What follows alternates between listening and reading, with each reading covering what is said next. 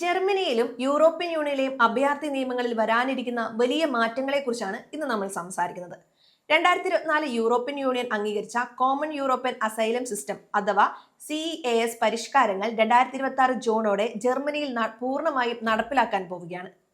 നിലവിൽ CDU, CSU, SPD സഖ്യ സർക്കാർ ഇതിനായുള്ള നിയമപരമായ നടപടികൾ ഏകദേശം പൂർത്തിയാക്കി കഴിഞ്ഞു. എന്തൊക്കെയാണ് പുതിയ മാറ്റങ്ങൾ? ഇത് അഭയാർത്ഥികളെ എങ്ങനെ ബാധിക്കും? നമുക്ക് നോക്കാം.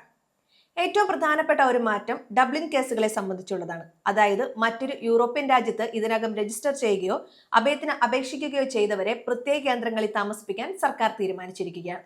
നാടുകടത്തൽ നടപടികൾ വേഗത്തിലാക്കാനാണ് ഈ നീക്കം. എന്നാൽ കുടുംബങ്ങൾക്കും പ്രായപൂർത്തിയാകാത്തവർക്കും 6 മാസത്തിനു ശേഷം ഇത്തരം കേന്ദ്രങ്ങളിൽ നിന്ന് പുറത്തിറങ്ങാൻ അനുവാദമുണ്ടായിരിക്കുമെന്ന് റിപ്പോർട്ടുകൾ സൂചിപ്പിക്കുന്നുണ്ട്. മറ്റൊരു ആശ്വാസകരമായ വാർത്ത ജോലി ലഭിക്കാനുള്ള കാത്തിരിപ്പ് കാലാവധി കുറച്ചു എന്നതാണ്. മുൻപ് 6 മാസം കാത്തിരിക്കണമായിരുന്നെങ്കിൽ ഇനി മുതൽ 3 മാസം കഴിഞ്ഞാൽ അഭയാർത്ഥികൾക്ക് തൊഴിൽ വിപണിയിൽ ജോലിയിൽ പ്രവേശിക്കാനാകും. കൂടാതെ കുട്ടികളുടെ ആരോഗ്യ സംരക്ഷണത്തിനായി കൂടുതൽ മെച്ചപ്പെട്ട സൗകര്യങ്ങളും പുതിയ നിയമം വാഗ്ദാനം ചെയ്യുന്നുണ്ട്.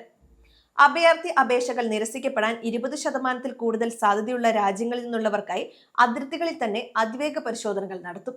ഇതിനായി യൂറോപ്യൻ യൂണിയന്റെ അതിർത്തികൾ പ്രത്യേക ക്യാമ്പുകൾ സജ്ജീകരിക്കും. അവിടെ വെച്ച് തന്നെ അപേക്ഷകൾ തള്ളുകയാണെങ്കിൽ ഉടൻ തന്നെ നാട് കടത്താനും പദ്ധതിയുണ്ട്.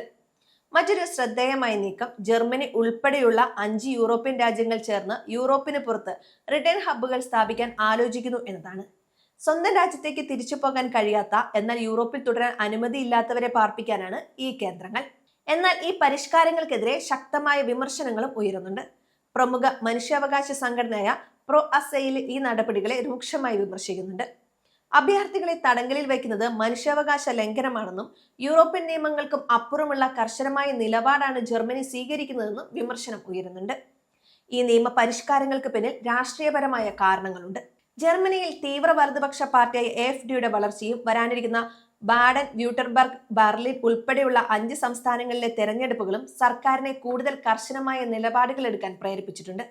പുതിയ നിയമം അനുസരിച്ച് അഭയാർത്ഥികൾക്ക് ജോലിയിൽ പ്രവേശിക്കാനുള്ള സമയം പകുതിയായി കുറച്ചു.